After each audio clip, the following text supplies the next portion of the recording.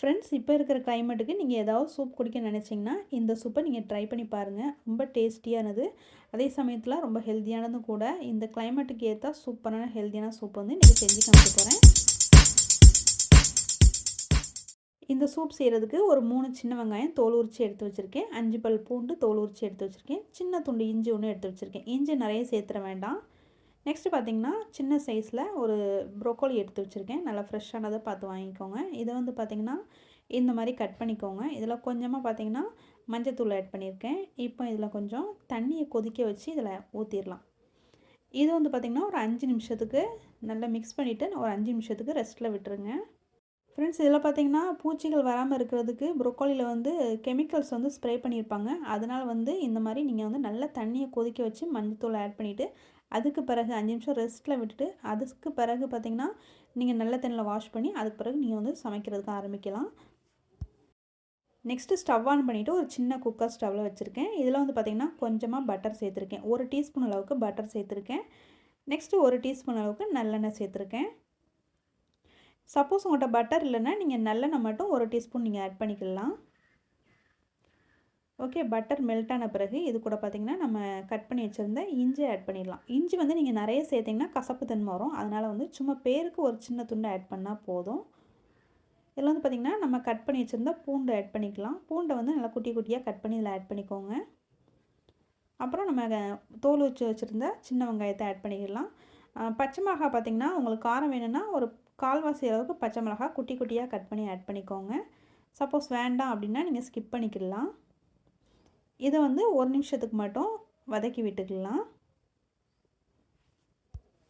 இது வந்து ரொம்ப வதங்கணும்னு தேவையில்லை. ஓரளவுக்கு 1 நிமிஷம் மட்டும் நீங்கள் வதக்கினாலே போதும். நெக்ஸ்ட்டு வந்து ப்ரோக்கோலியை ஆட் பண்ணுறேன். இப்போ இதையும் சேர்த்துட்டு 1 நிமிஷம் மட்டும் நல்லா வதக்கிக்கோங்க. ப்ரோக்கோலி இந்த மாதிரி வதக்கும் போது அதில் உள்ள ரா ஸ்மெல்லாம் போயிடும். ஸோ நீங்கள் நல்லா வதக்கிக்கோங்க. நெக்ஸ்ட்டு பார்த்திங்கன்னா இது கூட பார்த்திங்கன்னா கொஞ்சமாக கல் உப்பு சேர்த்துக்கிறேன். கல் உப்பு சேர்த்துட்டு கொஞ்சமாக கரம் மசாலா ஆட் பண்ணிடுறேன். 1/4 டீஸ்பூன் அளவுக்கு கரம் மசாலா ஆட் பண்ணால் போதும். நிறைய சேர்க்கணும்னு தேவையில்லை. இப்போ இதையும் சேர்த்துட்டு வதக்கி விட்டுக்கலாம். இப்போ இது கூட பார்த்திங்கன்னா தேவையான அளவுக்கு தண்ணி ஆட் பண்ணிக்கோங்க. நான் வந்து பார்த்திங்கன்னா கரெக்டாக ஒரு 3.5 டம்ளர் அளவுக்கு தண்ணி சேர்த்துருக்கேன். இப்போ பார்த்திங்கன்னா கொஞ்சமாக மஞ்சத்தூள், ஒரு பிஞ்ச் அளவுக்கு மஞ்சத்தூள் மட்டும் சேர்த்துட்டு மூடி போட்டு விசில் வச்சிடலாம். விசில் வந்து ஒரு 5 விசில் வரட்டும்.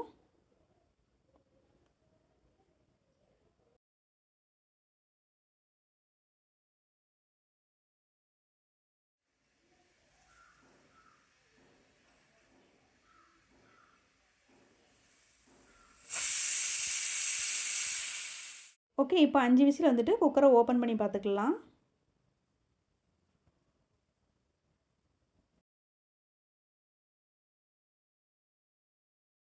ஓகே, இப்போ வந்து ஒரு பிளேட்டில் இந்த ப்ரோக்கோலியை மட்டும் தனியாக எடுத்து வச்சுக்கிடுறேன். தனியாக எடுத்து வச்சுட்டு ப்ரோக்கோலியை ஆற வச்சுட்டு நம்ம அரைச்சி எடுத்துக்கலாம். உள்ள சூப் வந்து அப்படியே இருக்கட்டும். இது வந்து பார்த்திங்கன்னா நல்லா ஆறுனதுக்கு பிறகு ப்ரோக்கோலியை நல்லா மிக்ஸி ஜாரில் போட்டு அரைச்சி எடுத்துக்கோங்க. சூடாக போட்டு அரைச்சிடாதீங்க. இந்த கிளைமேட்டுக்கு பார்த்திங்கன்னா பிள்ளைங்களுக்கு வந்து அடிக்கடி சளி பிடிக்கும். இந்த மாதிரி சூப் வந்து பெப்பர் போட்டு நீங்கள் செஞ்சு கொடுத்தீங்கன்னா இது உடம்புக்கு ரொம்ப ரொம்ப ஹெல்த்தியானது. அதே சமயத்தில் சளியை வந்து ஈஸியாக கரைக்கும். பெப்பர் போட்டு செஞ்சு கொடுக்குறதுனால ஈஸியாக கரைக்கும். சின்ன பிள்ளைங்களுக்கு அடிக்கடி செஞ்சு கொடுங்க. இதில் பூண்டுலாம் நிறைய சேர்த்துருக்கிறதுனால பிள்ளைங்களுக்கு ரொம்ப உடம்புக்கு நல்லது. கண்டிப்பாக ட்ரை பண்ணி பாருங்கள் ஃப்ரெண்ட்ஸ். இதில் வந்து பார்த்திங்கன்னா பூண்டு எல்லாத்தையுமே நம்ம எடுக்க வேண்டாம். ஒரு சில பூண்டு மட்டும் எடுத்துட்டு இதோடய ஆட் பண்ணிவிட்டு மீதி பூண்டு வந்து குக்கர்லேயே இருக்கட்டும். இப்போ இது நல்லா ஆறுனதுக்கு பிறகு இதில் வந்து ஒரு 5 முந்திரி சேர்த்துருக்கேன். முந்திரி வந்து நல்லா திக் கொடுக்குறதுக்காக நான் வந்து சேர்த்துருக்கேன். முந்திரி வந்து நீங்கள் வதக்கும் போது கூட ஆட் பண்ணிக்கலாம். நான் வதக்கும் போது ஆட் பண்ணாதனால இந்த டைமில் ஆட் பண்ணியிருக்கேன். அதாவது சூப் வந்து நல்லா திக்னஸ் கொடுக்கும். அதனால் வந்து முந்திரி ஆட் பண்ணுறேன். இப்போ இதை வந்து நல்லா ஃபைனாக அரைச்சிட்டு வந்துடலாம். அரைச்சிட்டு ஒரு பவுலில் ஆட் பண்ணுறேன். இந்த மாதிரி நல்லா ஃபைனாக அரைச்சிக்கோங்க. நெக்ஸ்ட்டு பார்த்திங்கன்னா நம்ம குக்கரில் கொஞ்சம் சூப் வச்சுருந்தாலும் அந்த சூப்பை வந்து இதோடய ஆட் பண்ணிக்கோங்க. ஆட் பண்ணிவிட்டு நல்லா மிக்ஸ் பண்ணிக்கோங்க. இது நல்லா மிக்ஸ் பண்ண பிறகு இதில் வந்து காரத்துக்கு ஏற்ற மாதிரி பெப்பர் ஆட் பண்ணிடலாம். பெப்பர் வந்து எவ்வளோ சேர்த்தாலுமே உடம்புக்கு நல்லது தான்.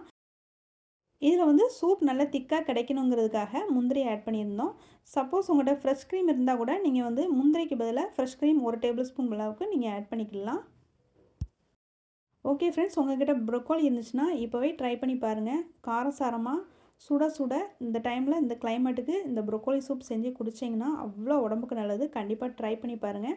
ட்ரை பண்ணி பார்த்துட்டு எப்படி வந்துச்சுன்னு கமெண்ட்டில் சொல்லுங்கள். மறக்காமல் என்னுடைய சேனலை நீங்கள் ஃபர்ஸ்ட் டைம் பார்த்துட்ருக்கீங்கன்னா சப்ஸ்கிரைப் பண்ணிவிட்டு பாருங்கள் ஃப்ரெண்ட்ஸ். நான் மறுபடியும் வேறு ஒரு ரெசிபியில் உங்களை மீட் பண்ணுறேன். இது வரைக்கும் நீங்கள் வீடியோ வாட்ச் பண்ணதுக்கு தேங்க்யூ.